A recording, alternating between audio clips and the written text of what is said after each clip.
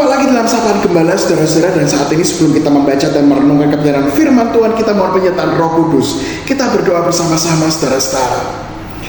Sungguh suatu anugerah ya Tuhan, ketika saat ini Tuhan beri kami kesempatan menikmati kehidupan ini. Dan saat ini Tuhan, kami mau mendasarkan kehidupan kami melalui firman Tuhan, karena kami yakin dan percaya melalui firman Tuhan inilah kami terus diperlengkapi untuk semakin mengerti bagaimana kami menyenangkan hati Tuhan, dan bagaimana kami mempersaksikan nama Tuhan di tengah kehidupan kami. Oleh sebab itu ya Tuhan, saat ini berfirmanlah, kami siap membaca, merenungkan dan menghidupi firman-Mu ini. Dalam nama Yesus kami berdoa, amin.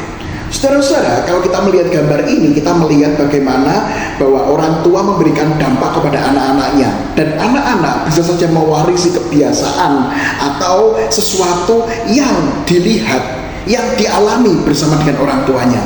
Makanya saudara-saudara, melalui gambar ini mungkin saja kita juga punya pengalaman ya toh, bagaimana papa kita atau mama kita itu masak misalnya, nah kita ikut-ikutan masak gitu tuh ya. Kemudian kalau bapak ibu kita pakai sepatu, nah kita juga kepengen pakai sepatu orang tua kita meskipun kedodoran ya kan. Nah itu kebiasaan-kebiasaan yang mungkin saja kita juga tiru dari warisan orang tua kita. Nah saudara-saudara terkasih Tuhan Yesus, permasalahannya adalah kalau yang diwariskan itu tidak baik, seperti apa?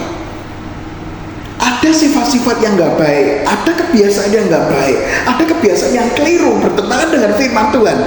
Apakah diteruskan? Nah saudara-saudara, hal ini juga pernah terjadi di dalam raja-raja dalam perjanjian lama, saudara-saudara. Bersama-sama kita membuka 2 Raja-Raja pasal 22 ayat 1 sampai yang kedua. 2 Raja-Raja pasal 22 ayat 1 sampai kedua mengatakan demikian. Yosia berumur 8 tahun pada waktu ia menjadi raja, dan 31 tahun lamanya ia memerintah di Yerusalem. Nama ibunya ialah Yedida binti Adaya dari Boskat. Ia melakukan apa yang benar di mata Tuhan dan hidup sama seperti Daud bapa leluhurnya, dan tidak menyimpang ke kanan atau ke kiri. Saudara-saudara, kalau kita membaca sekilas, wah ini kan Yosia itu kan baik, tidak menyimpang. Tapi saudara-saudara coba baca perikop sebelumnya. Siapa itu Yosia? Yosia punya bapak yang namanya Amon, dan Amon punya bapak namanya Manasye, raja semua, saudara-saudara. Dan silakan baca perikop-perikop berikut sebelumnya, saudara-saudara. Amon dan Manasye itu justru jauh dari Tuhan, menjalankan apa yang menyedihkan hati Tuhan. Mereka mendirikan yang namanya mezbah-mezbah untuk Allah-Allah lain, dan itu sangat jauh dari kebenaran firman Tuhan. Makanya saudara-saudara, Manasye kemudian anaknya Amon itu memiliki yang namanya warisan yang sangat mendukakan hati Tuhan. Mereka mewarisi sesuatu yang jauh dari firman Tuhan.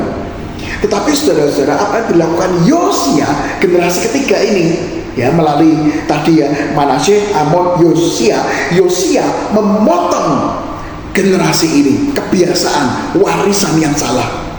Yosia berani untuk memotong sesuatu yang jauh dari firman Tuhan. Dan apa yang dilakukan Yosia? Yosia justru berbalik 180 derajat, saudara-saudara ya.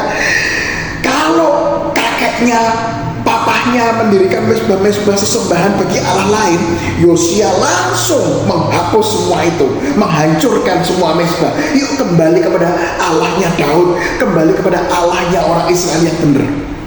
Dan itulah yang namanya memotong kebiasaan jelek untuk generasi yang akan datang.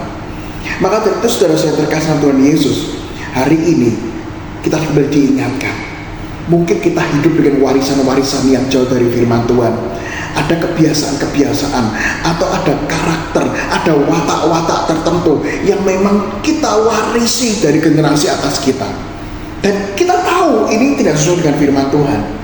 Maka dari itu saudara-saudara, hari ini Tuhan ingatkan kita, yuk kalau kita sadar kita mau warisi sesuatu yang tidak sesuai dengan firman Tuhan, hari ini juga potong, hari ini juga hapus, sehingga mulai dari kita warisi sesuatu yang baik untuk generasi yang akan datang.